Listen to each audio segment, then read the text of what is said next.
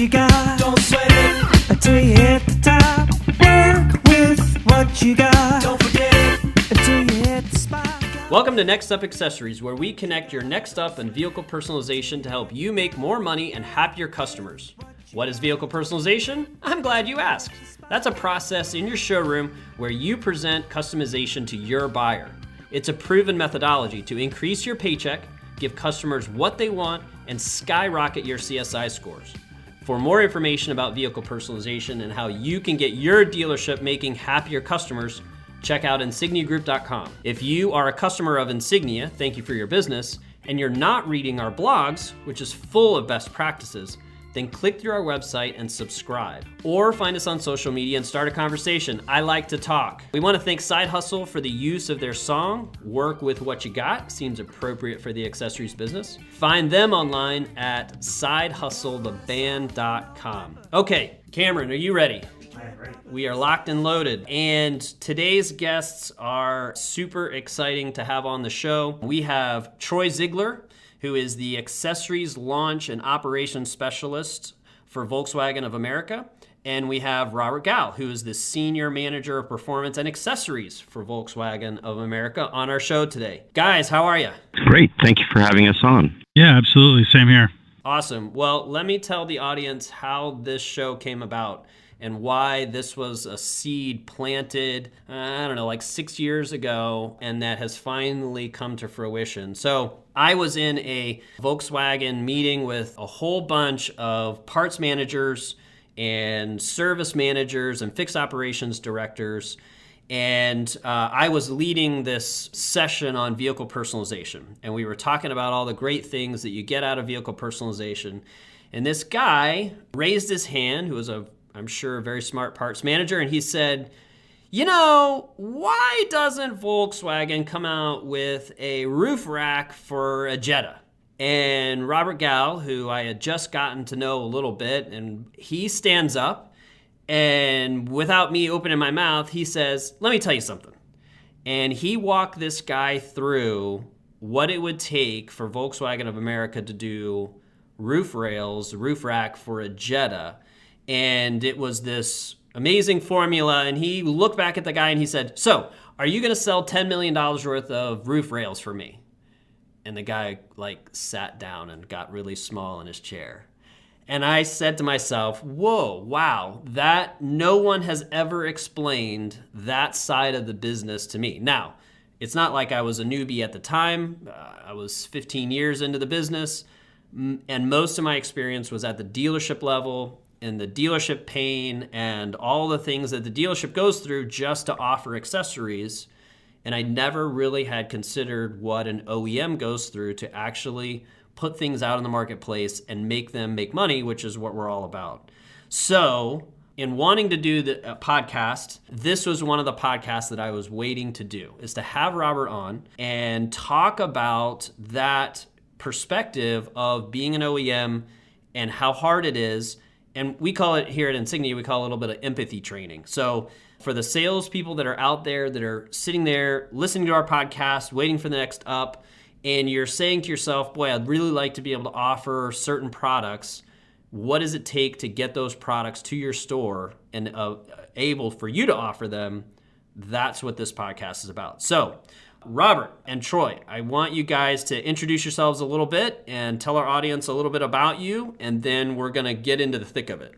Sure. As David said, my name's Troy Ziegler. I started out my automotive career in the dealership world as a parts consultant just over 10 years ago.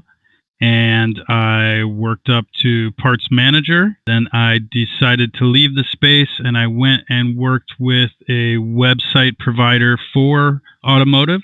So I was selling websites, digital marketing, pay-per-click, and all that good stuff to dealers in the Midwest. After that, I joined Volkswagen, we're coming up on 2 years right in about 15 days. So just shy of 2 years ago, I joined Volkswagen on Robert's team. Happy anniversary. Thank you. I appreciate it. It's been a very fast 2 years. So It's hard to believe. That's the crux of it. I've basically been in automotive my whole professional career. So you got in your fingernails dirty in the parts department. You know what it's all about. You know that you live on the phone on the parts counter. And God bless you for being a parts manager. That's no joke. That is like No. I mean, there's like firefighters and police officers, and then there's doctors, and then there's parts managers. I mean, it's not for the faint of heart. No, it's not, David. And let me tell you, I always had 2 or 3 shirts because you were either getting covered in coolant or you caught a staple on your shirt opening a box. You never knew. So I was always ready. Awesome. Robert, introduce yourself. Well, I got to say I did it backwards then. So 30 years ago, I joined captive financing in the auto industry, and I was actually doing wholesale audits and financing and repossessions and collections. So I saw the other side of the business when you can't pay for parts and service on your vehicle and what it looks like after 2 years of poor or no maintenance. I've worked in the after sales team. I started in parts technical support for dealers. Worked through after-sales sales training, incentive programs, service and parts, product management, marketing, and I actually, I guess, took a little detour to the Audi side for a little while. But since roughly 2005, 2006, I've been with the accessory organization on the Volkswagen side, and I've watched the business grow and change, and the opportunities change, and the bestsellers change, and I've seen trends go all kinds of ways. Some were expected and some were unexpected, but I got to say that it's definitely a dynamic industry. The people that are in the business are wonderful. They're characters, and everybody that I've met over the years, we've stayed in contact, just like you and I 6 years ago started, and we always talk once in a while. Absolutely. And so I think this is one of the first things that I'd love to dispel for our audience. There is such a classic stereotype stigma of factory or manufacturer or OEM staff that is that ivory tower. Hey, you just sit in some cubicle somewhere, some office somewhere, and you make all these decisions, but you don't really realize what it's like here in the real world. And you guys have lived the real world. You know what a dealership smells like, looks like, feels like. You've been in it. You know the business. And so your experience at the OEM level isn't, somehow devoid of the real world of actually selling cars, actually working with customers, delivering those cars, delivering that vehicle personalization when it matters. And so I think that's one of the main things that I'm really going to enjoy about our discussion is it's not from some void of perspective. It is from a direct perspective. So guys, share your experience with and knowledge in the industry. What have you seen over the last 10 to 15 years with the accessories business specific to dealerships? Because I've seen a lot of change. On my end, David, it's really technology, right? And accessories typically brings the technology in first. The example we talked about earlier was CD changers. Then it turned into, or today, it's wireless adapters and connection to your smartphone and all your smartphone services. Yeah. So top CD in your CD changer when you were in high school. Oof, this is good. I know what mine is. Was Depeche Mode around at that time in The Cure? Very nice. At some point in the 80s, that was there, or at least in the 90s. Absolutely. Mine was Van Halen, and I'm a classic Van Halen fan. I like Van Halen 1. Everything past the Sammy Hagar days, and I have fistfights with Van Halen fans about this, but, anything David Lee Roth and back is like real Van Halen. Everything else... That's what I was going to ask you. That's the correct answer. Troy, what about you? What was in your CD changer? So my dad, when I was growing up, played a ton of pool. So I was always in pool halls and stuff. So I grew up on old music. Wow. But for me in high school, it was 100% Tom Petty. Whoa, Anything nice. by Tom Petty, which is not something you would think from someone that I went to high school from what would it have been, 99 to 03.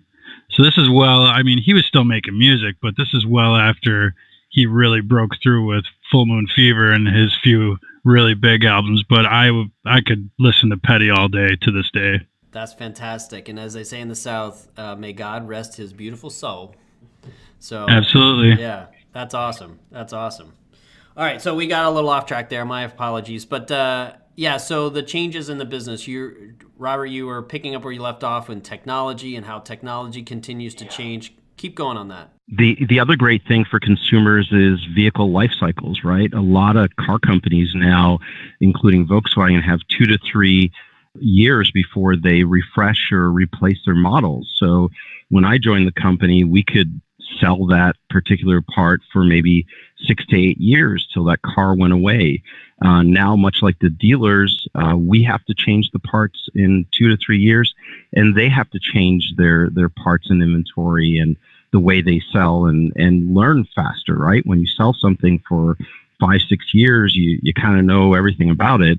If you're changing every 24 to 36 months, you got to keep learning, and technology changes, as I mentioned earlier. So the new items are more complex than the ones they're replacing.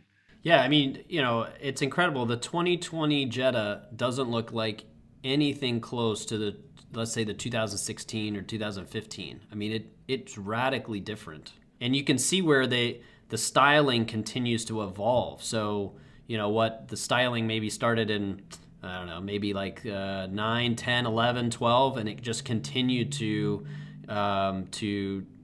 grow through, or massage through like 20, this latest version. So you're right. It's not something I've thought about, as the vehicles change over so much more often now. And you see it even with trailer hitches. A Touareg trailer hitch, maybe you change a computer setting from 1, 2, 3 to 4, 5, 6. Today, you have to register a code with the factory, and it impacts all the vehicle systems, from the way the camera works, the way the backup sensor works, the way the ESP works.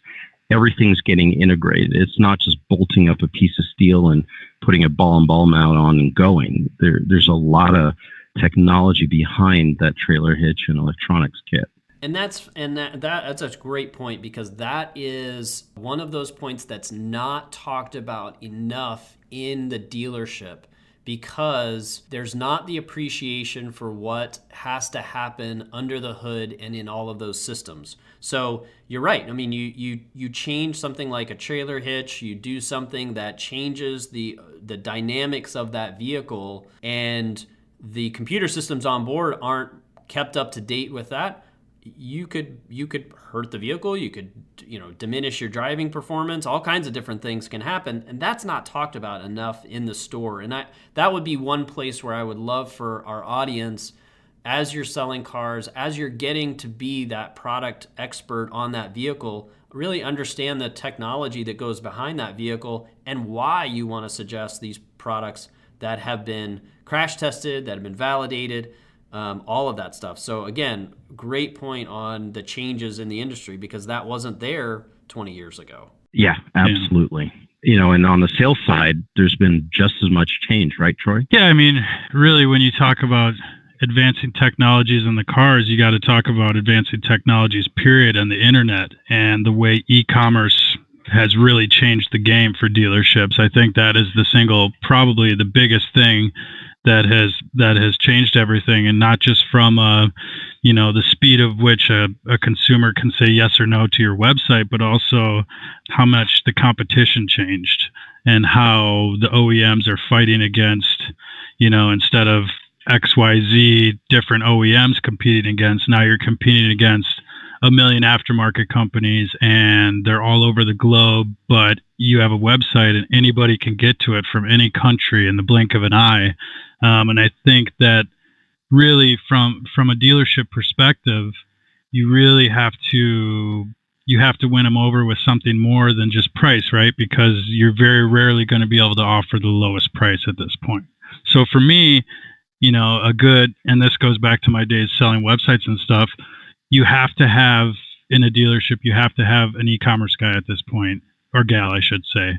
You have to have someone in that seat that understands the digital world, because otherwise you'll just be left in the dust. Yeah, the internet play for our audience is definitely something that's top of mind, because they get it on the vehicle side of things. Somebody walks in, they've shopped, they've done all the research, they found out so much information, and they come in. And what we find too is not only do they come in with the car, they come in with like 2 or 3 more examples of accessories they want with pricing. And so one of the big things that we try to overcome in our training with salespeople is that how do you deal with a person walking in with even sometimes an OE accessory, a VW accessory that's internet priced? How do you deal with that? Do you just give it away and say, yep, that's the price we'll sell it to you for, and knowing that the sales department's not going to make any money off of it, probably not going to make any labor off of it because it was probably an MSRP only, and maybe even someone was out there trying to discount the MSRP price for the OE price, and now you're paying less than MSRP, or you're getting less than MSRP, no in labor, nothing for the sales department. Talk about pissing off a salesperson. They get nothing out of the deal, and maybe they lose a little bit in the deal as well. So one of the things that we try to really focus in on is differentiating.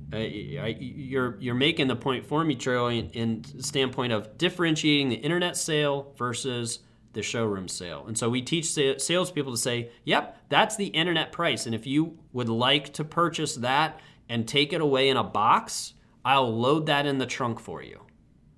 But if you want it installed, it's another X amount. Yeah. So let's change the conversation. Right. And I think you touched on another important thing there, in my opinion, which is if you're in the dealership and you're going up against someone that says, let's pick a product, let's say a set of crossbars, and they can go get it somewhere else for $100 cheaper. I think a lot of times the dealership staff gets so wrapped up in the difference in price that they don't even realize that they have, usually, depending on the brand, you have a few tools in your pocket to overcome that kind of objection. And part of it's training, right? So if my, Volkswagen crossbars, let's say, as an OEM product, are a little more expensive than something someone can get from Amazon aftermarket, well, most of the time, things are priced properly in the market.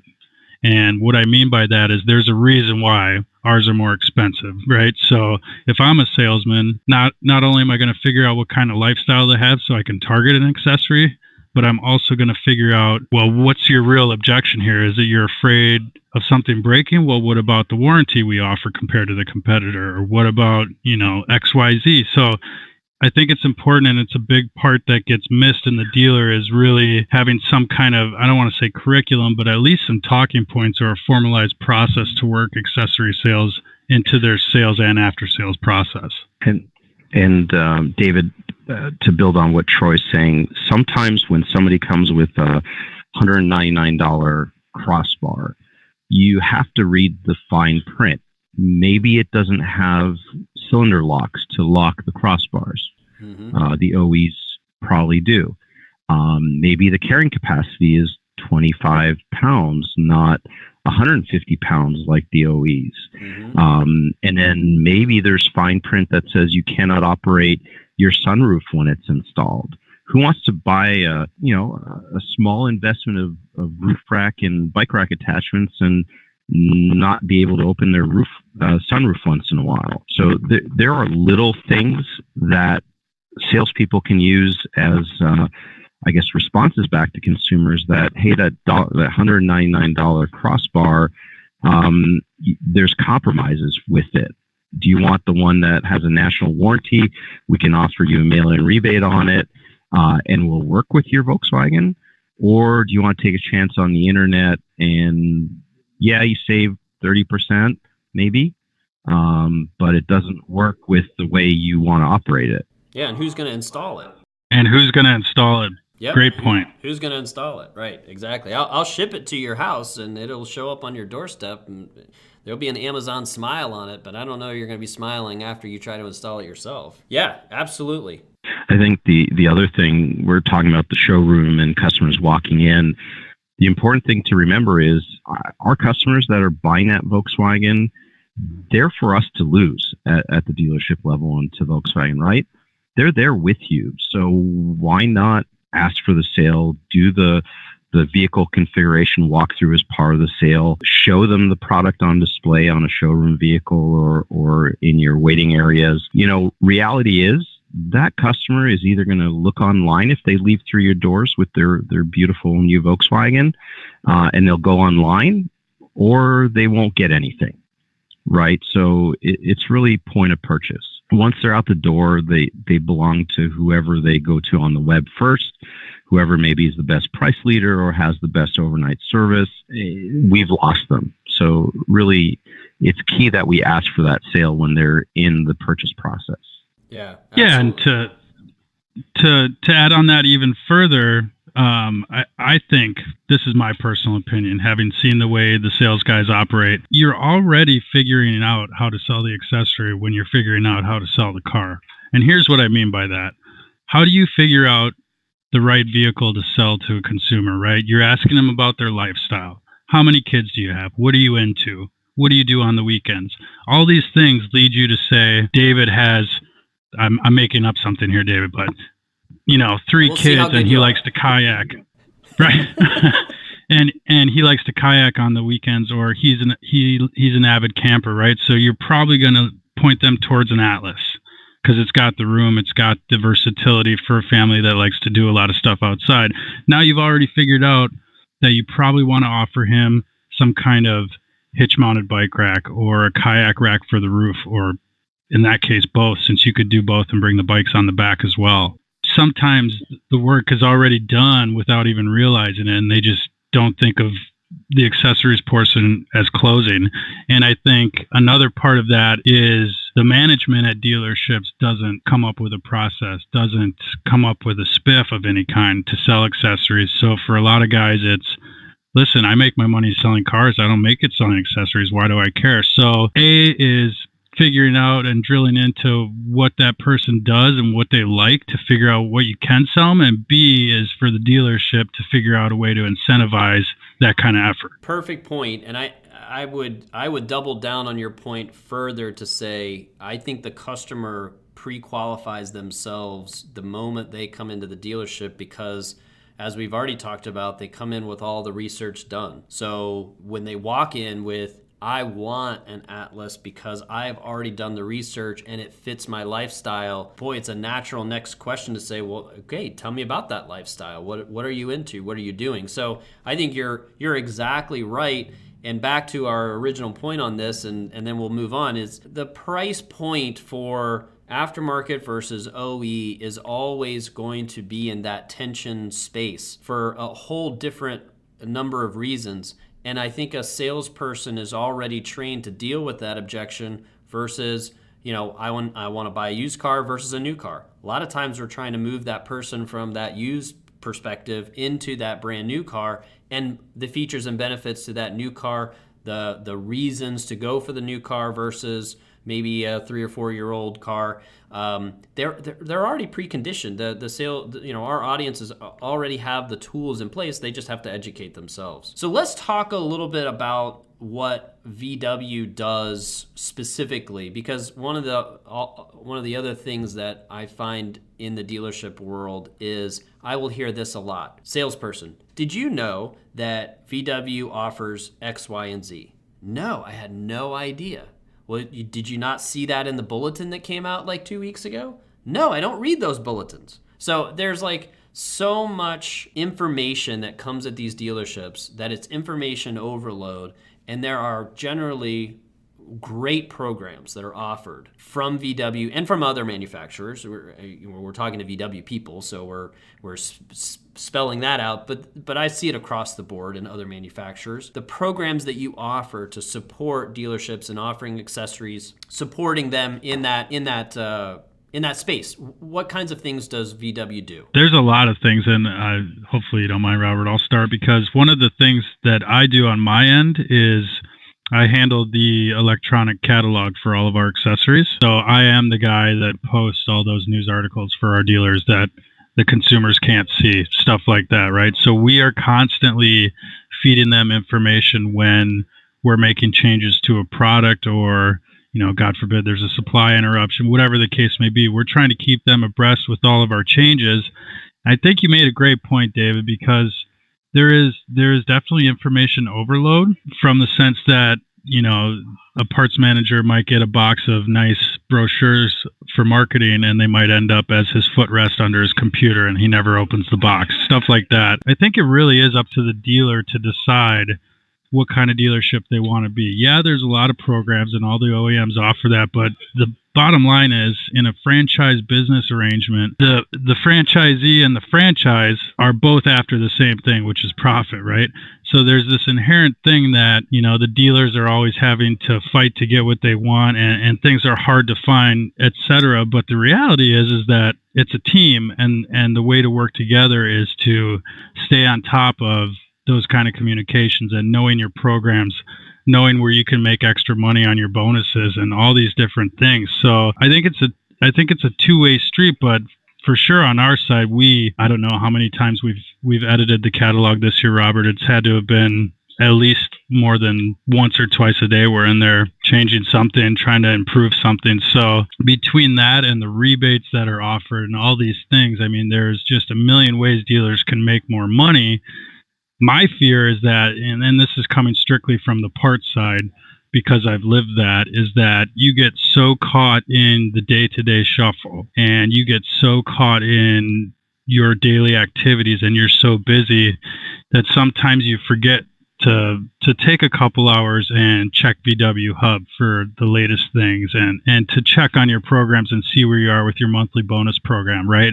So all these things that you can do to help make the company more money and ultimately more money in your pocket, depending on how the dealer incentive structure is set up. But the bottom line is there is a ton of stuff that the OEM puts out to try and help boost profits at the dealer level. I guess to kind of sew up everything that Troy's walked through, our evergreen programs for dealers are quite simple. We give them a full line of accessories for every new vehicle launch, and we keep it available till the end of the life of that vehicle. We have a duration of limited warranty for the new vehicles. It's a national warranty. We only partner with premium national brands that have warranties, so there's no second guessing if the dealer will be covered. We've consistently offered rebates, so if your dealership has a policy that you don't discount anything in the showroom, you can still offer it on Volkswagen's dime. Here's the mail-in rebate. Just send in the details to the contractor handling the rebate, and you'll get some money back from Volkswagen. And then to Troy's point, our e-commerce and catalog platform let us spend our time worrying about the quality of the images, the quality of the descriptions, the legal requirements for selling online. You worry about attracting the customers to your dealership or your online store. So to Troy's point, everybody's busy closing that deal, talking to the ups, generating repeat buyers. Why would you want to worry about the stuff on your own if somebody else is willing to do it on their dime? Take us through a little bit of that. We've talked a little bit about the product life cycle, the fact that it changes so often, the fact that you have the, what do you call it, evergreen, so it's always available from the launch to always available. I mean, do you support accessories way back to 83 Jettas? No, so not that old. No. Okay. So yeah, no, that's a great question. I mean, part of my role is life cycle management too.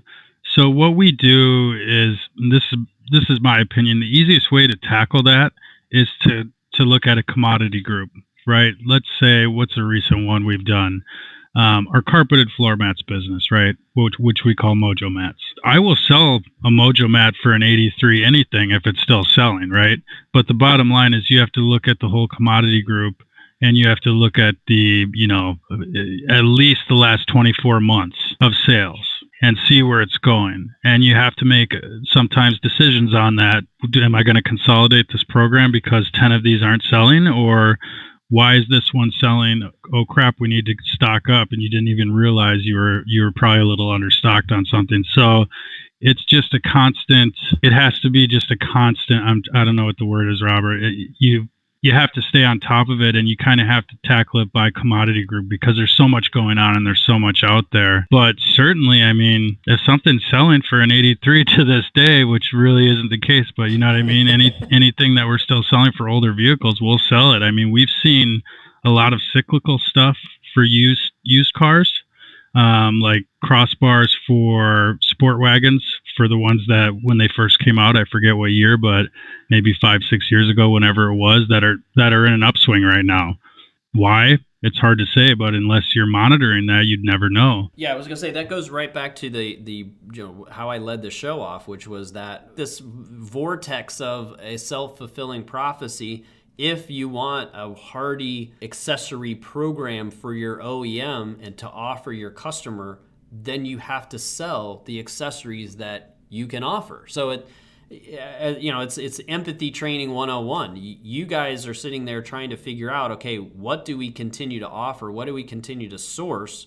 Because that's not trivial. You've got to make sure that the products that are coming through the pipeline to get to the dealership parts department are going to go on the vehicle, that live up to the warranty, that live up to the expectations of the quality that have been set by the brand. It's like a chicken and the egg kind of thing. Boy, we'd love to sell more accessories if we had accessories. Well, you got to sell more accessories to have more accessories. I mean, it's just, I get dizzy just thinking about it. Right. And so if we use the example that you opened with, David, and that week we met, roof racks for any particular vehicle, 2 to 3 years before that vehicle's launch, we're negotiating that all the proper mounting and reinforcements are installed on that vehicle.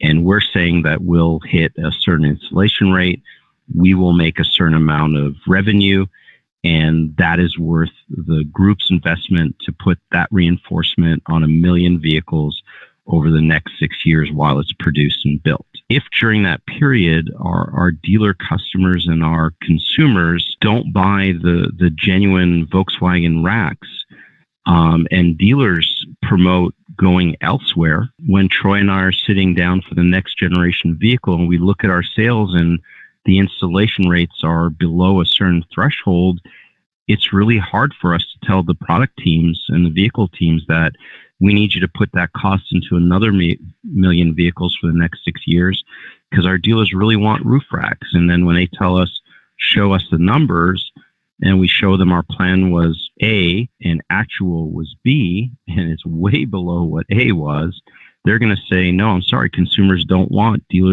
your roof rack. We're taking that preparation out. And what you said was absolutely true. Success breeds success. Sales breeds more sales and make future sales possible. It's a side of the coin that is not really talked about enough in the ramifications of the dealer group on the whole. Yes, and it usually comes down like this. At the dealership management level, look, VW has set this objective, and we've got to hit this objective in order to get our money on the back end, so we've just got to hit this objective. And it's the same conversation that's happening in the front of the showroom where someone comes in with an internet price and you're focused on the wrong conversation. You're focused on price. You're focused on the wrong metric of what we're trying to accomplish here, which is let's make happy customers and let's make a little bit of money while we're making happy customers and improve your sales process. And we're all caught up in some objective number that's some obscure number that just got, put down onto the dealership, but we don't really understand what went into that number and why that number is important. And we're not really talking about how to improve the accessory portfolio overall. It'd be an awesome conversation at the sort of the dealer council level to have that product visibility and that empathy training there, because I think that would change the conversation. If the idea was, look, we want to have a robust vehicle personalization portfolio for Volkswagen of America, and it starts really at the consumer level, making sure we have the products they want, and we have to offer those products. We've got to make it visible. We've got to make it part of the whole process. So, I don't envy what you guys have to do in terms of when a new vehicle is being redesigned and you've got to go and decide what to offer on that vehicle, because in many ways, it's a thankless no-win prospect for you. And, I'd like to give you a hug. Virtual hug. So good. Well, I think you guys have been really great to help us see that point of view. What other things would you like to make sure that you've got an open channel to your sales force out there? What other things do you want salespeople to know about what you guys do to support their daily job? I think if I could boil it down to a few points, we're working for all of us to generate revenues and sales. We're excited about offering accessories, and we'll make sure that when that new Volkswagen arrives, the accessories are there. On the showroom, we provide point of sale for the dealers. We provide sales tools. It's really, at some point, there's only so much we can do, and we need the dealers and the salespeople's support to ask for the sales, qualify the customer, as you mentioned, so that you're offering the right accessories and not the wrong ones for your customer or for that vehicle. Be upfront with the cost. Have a high-end supplemental Maroni for the accessories installed price. I get rid of those darn Sharpies. I can't believe in 2019 people are still filling out supplemental Maronis with Sharpies. And I think David, you've harped on this several times. Have a standard offer of accessories. Offer every customer 4 or 5 accessories that everybody in the dealership as a team is comfortable pricing, offering, installing, and readily stocking, so that when somebody asks for it or agrees for the purchase, have it in stock. And then back to the point of what gets seen gets sold. Have accessories on display. The configurators are great. The online catalogs are great, but there's nothing like looking at that multi-$100 purchase, how it'll work, how it'll make your life easier with your vehicle, how it'll improve your road trip with your family of 3 kids. If you bought it, there's nothing like seeing that stuff in front of you. If I were selling cars, I would approach the accessory offering as my own little sub-business. And any franchise dealer salesperson could do this today without any buy-in from your sales manager. And it looks like this. Let's just say you have the worst sales manager in the world who does not support any kind of accessory sale. But here's how it works, and it works beautifully. You sneak off to the parts department. You meet a great guy like Troy, who's your parts manager, and you whisper to him very quietly to say, look, I want to sell your accessories. So he gets you all the point of sale material that you need, and you simply take the time after the car deal is closed and you say, hey, let me show you what VW offers, and I have it in stock. You don't need anybody's permission to offer what you already have in stock in the parts department. And what general manager is going to get pissed off at the sales guy for adding $1,200 worth of accessories? So you don't even have to ask for permission to sell what you already have in the dealership. So make it your own little private company for a while. And then all of a sudden you're adding, $1,200, and worst case scenario, you get paid on a percentage of gross of the accessories. Okay, that's a terrible commission plan, right? But at least you got something out of it, and it gets the ball rolling, and it takes you from nowhere, not selling anything, not adding any additional value to your vehicles and to your customers and making them even happier.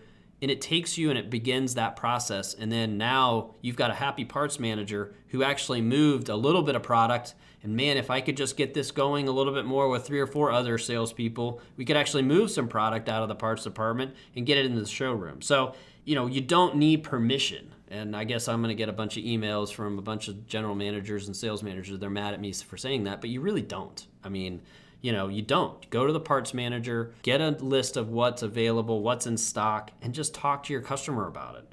So, Troy, any parting thoughts as we wrap this up? This has been awesome. You guys have been great. Really, I think we nailed a lot of it.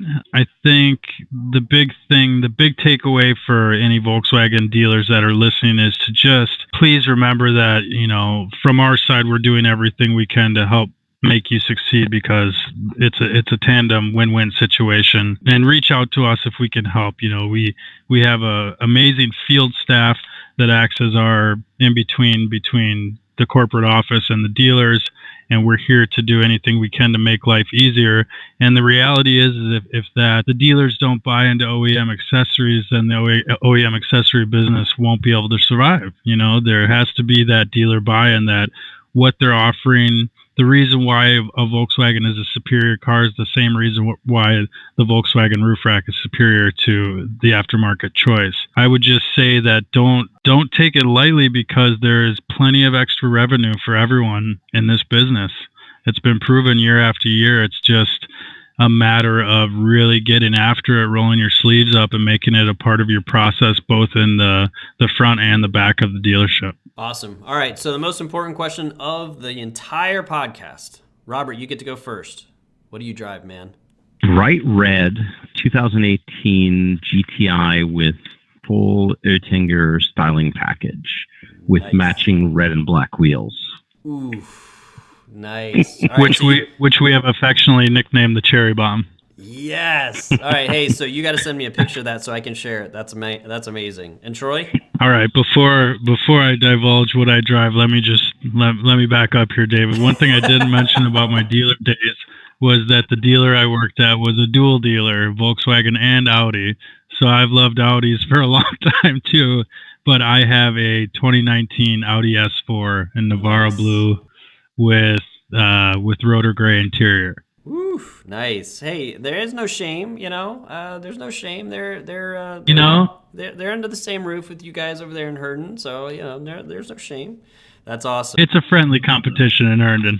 That's right. Friendly, definitely friendly. So, okay, Troy, Robert, thank you guys so much for taking time out of your busy schedule to come on the show and share your knowledge and experience with our audience. It's been an absolute pleasure. Thank you to the audience for tuning in to Next Up Accessories, where we connect your next up and vehicle personalization to help you make more money and happier customers.